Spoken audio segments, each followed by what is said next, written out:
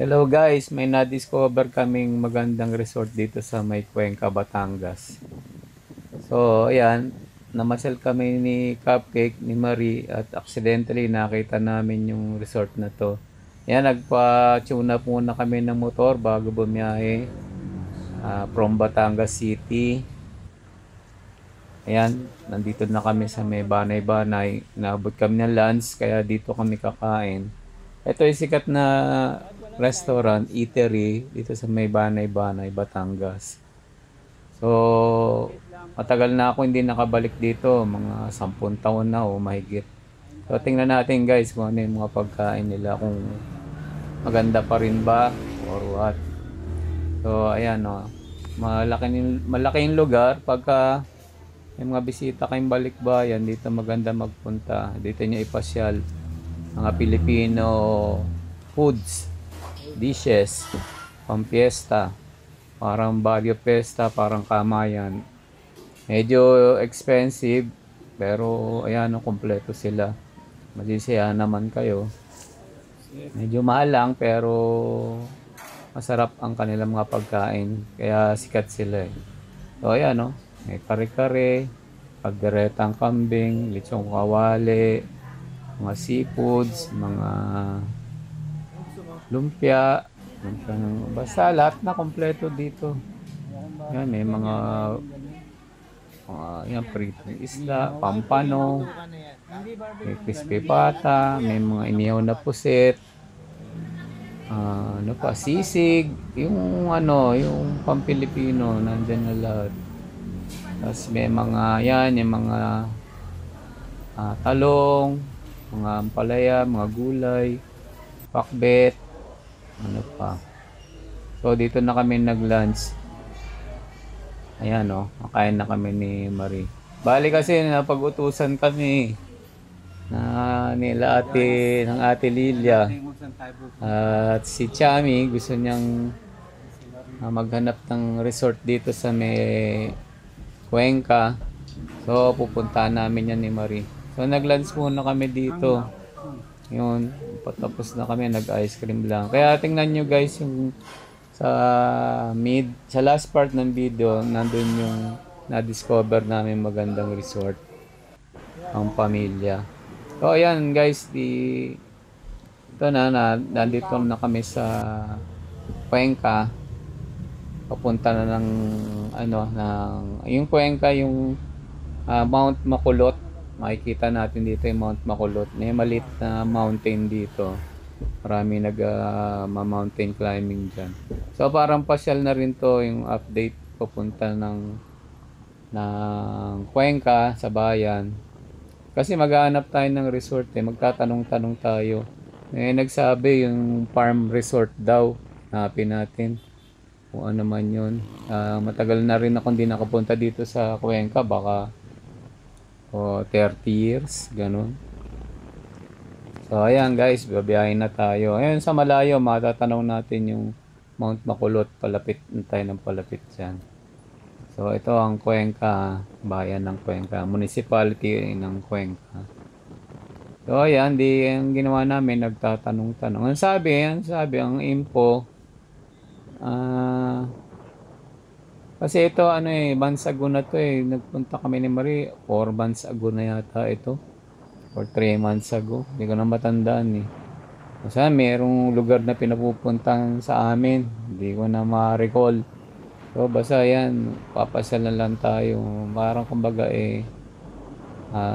ride. Isang ride na lang ito na namamasyal. Nag-update tayo. So ito yung mga 2 to 3 months ago. So ayan, bali magtatanong-tanong tayo kung saan meron ditong farm resort. Yun ang pangalan farm resort eh. Pero bigyan ko na kayo ng yung experience namin. Wala kami talaga nakita na farm resort. Kaya yun, naghanap lang din kami kung may makikita na magandang resort. Tapos accidentally may nakita kami. So, ang sabi kasi malapit sa bayan yung farm resort. Kaya dire-diretso lang kami. Nung nasa bahay na kami, doon lang kami nagtanong at wala namang nagsasabi na may farm resort. Kung binibigay nila sa amin, farm. May mga nakita kami, yung mga ano yun, party venue, sa mga wedding, sa mga ganyan. Wala naman doon swimming pool, walang resort. So, meron nga, napagtanongan namin yung barangay. Sabi, wala naman daw farm resort silang alam. Nung napagtanongan namin sa tindahan, 10 years na raw sila doon sa lugar na yun. Wala namang ganong pangalan na resort. So, mag-ingat din tayo guys kasi baka minsan mga scam. Alam niyo yung mga scam pag magpapabook kayo. May mga scam baka maloko kayo. Kaya ginawa ko tong video na to para guide na rin. Ibig sabihin, puntahan nyo mismo yung lugar, yung place, yung resort. O kung ano man yun, kung hotel ba o yung sa mga tawag dyan. Kasi kung saan kayo nakabook, di ba? O hindi puntahan nyo, mag-ocular kayo para sure. Kasi sayang ang pera. So guys, ayan, pinuntahan namin ni Marie, nagsama na kami para sabay pasyal na din, ganun.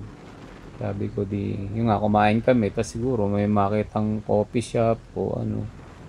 Actually, umulan nung nandun na kami sa malapit na sa bahay. Ayun, nakikita na natin yung Mount Makulot. So, dito sa Cuenca, malamig dito parang very ideal din to na kung magtayo ng business dito o kaya tumira. Malamig siya. Dito, maganda coffee shop. Benta ka dito. At saka konti pa din dito yung mga establishments na lalo na mga restaurants na magaganda, coffee shop na maganda. Konti pa lang. Oops, sorry medyo gumalaw ang camera natin. Siguro edit na lang natin. Pasensya na hindi ko na-edit. Konti lang naman. So, ayan, makikita nyo, medyo umalog ang ating camera. Hindi ko alam kung bakit. Yung stabilizer pa ba or what. O lumuwag siguro tong camera ko. Nasa nasa aking helmet So baka lumuwag yung pagkakakapit. So ayan, pasensya na. Ikakat ko na lang pala to. Ayan. Yan na. Total maiksi lang pala. Wag na ikat. Dito na kami inabot ng ulan. Dito na kami dun sa barangay. Kung meron kang farm resort, wala din daw silang alam so sumilong kami sa Alpha Mart. Okay, nandito kami ni Marisa. Nakakuha ako dyan ng subscribers. Pulong Gubat. Shout out Alpha Mart. Dyan sa Camp barangay hall. Gubat. So ito guys, resort. Dito kami napadpad. Batangas Isang City. magandang lugar. Isang resort. Kali, Ayan, mag-inquire tayo dito. nakalagay inland? Ano ba yun? Inland Resort? Mag-inquire tayo Kasi dito. in-edit ko to sa cellphone na Maganda kaya, o magkano. Inland. Okay. Ano? Ano ba nakalagay? Basta Inland Resort yan. O ano man yan. Good afternoon, Dito bossing. yan sa Cuenca. Saan mo nag-inquire? Ilalagay ko na lang opisina. yung... Actually, makakausap namin yung dito, yung in charge. Hintay lang tayo. May audio yan. Kaya aalisin ko na muna Good afternoon. itong aking dubbing para makuha niya yung mga detalye dahil magsasalita naman siya. Okay, guys. Ayan, i-guide na kami. Camp Pulong Gubat. Dahil kasi ito gubat. Kaya ba ganon? Ano? Yan merong giant fish. Ano ito? Yan, kinain tayo. Si Job. Good afternoon. Si Job. May dinosaurs, merong bear. Kasi may mga kasama kami yung bata. Kaya tamang-tama. Bakit ba mga ilang packs po kaya? Mga ilan nga tayo kaya, Marie? Kung lima, mga 15, mga 15. Meron din pong Viking. Sa carousel po is 40 pesos per head. Maganda dito, kita yun, Makulot. Sa Vikings naman po is 50 pesos O, per ito yung Giant T-Rex. Ay, mga, basta sa rides, separate yun. Yes po. Pero lang yun sa mga slide. Wala naman pong payment. Bali, open naman po lahat ng food. Bali mo po pagka-weekend. Ay, laki ng T-Rex, oh.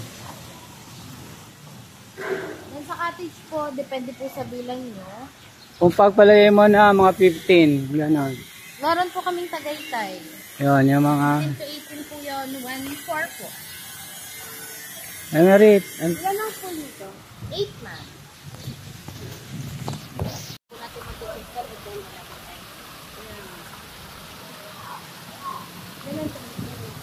Ito po ay 3-4. Ang difference po nila ma'am, ang meron po ng 3-4 ay balik 6 lang po yun. 3-4. Ito po kasi may balcony, kaya share na po sa taas. Yun naman po 3-4.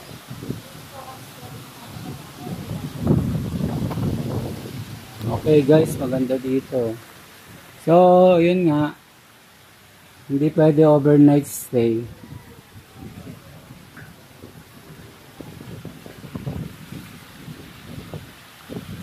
Kaya maganda dito, kitang-kita mo yung bundok, yung mountain. Maganda to sa mga bata. Ayun, may giant slide. Giant slide.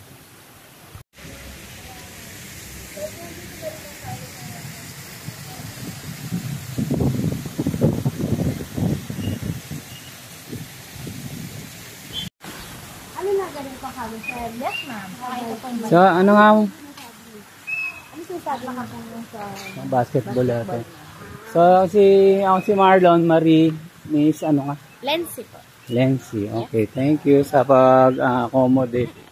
Thank you din. Ay, ito na, function. Yes po. Ayan po yung pavilion po namin may infinity pool. Yan, nagagamit din. Yes po, pag kami mga event po, for quotation naman. Pero ito hindi kasama dun sa... Pagka ganun po sir, halimbawa po, wala naka-event po dito, open din po. Open lang. Sama na. Tingnan natin nga. Pinit, ayun. Ano yun nandun sa ilog?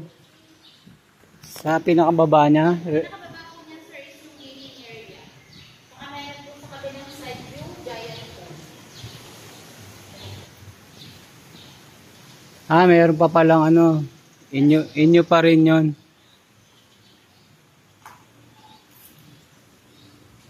Okay. So, may giant pool pa pala dito.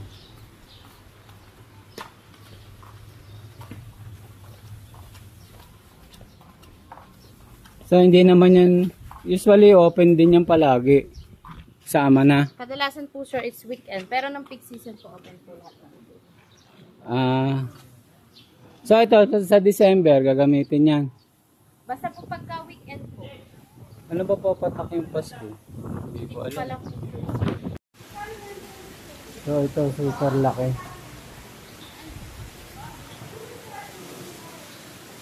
Super laki ng kanilang place. Ayan, oh.